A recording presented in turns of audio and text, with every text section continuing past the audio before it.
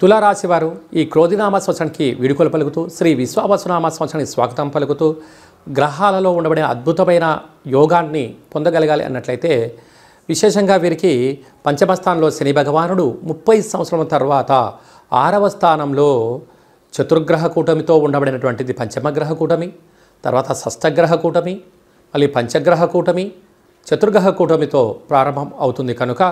కనుక వీళ్ళకు స్థిరాస్తులు, చరాస్తులు, వ్యాపారాలు, పెట్టుబడులు, విదేశాలకు వెళ్ళాలి అనేటువంటి అనేక కోరికలు నెరవేరబోతున్నాయి.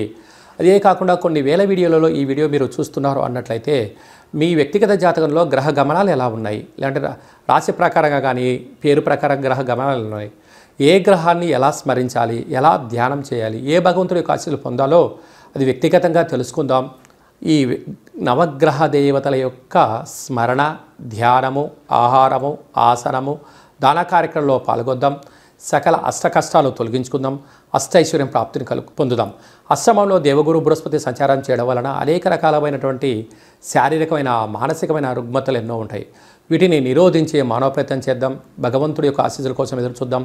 స్మరిద్దాం, ధ్యానిద్దాం, యోగాన్ని పొందుదాం. సాఫ్ట్వేర్ ఉద్యోగస్తులు, హార్డ్వేర్ ఉద్యోగస్తులు, వ్యవసాయ సోదరీమణులు, గృహ భవన నిర్మాణ కార్యక్రమాలు చేసేటువంటి వారు, విదేశాలకు ఎక్స్పోర్ట్స్ ఇంపోర్ట్స్ బిజినెస్ చేసే వారందరికీ కూడా చాలా మంచి కాలం ఉందని చెప్పి గమనించాలి.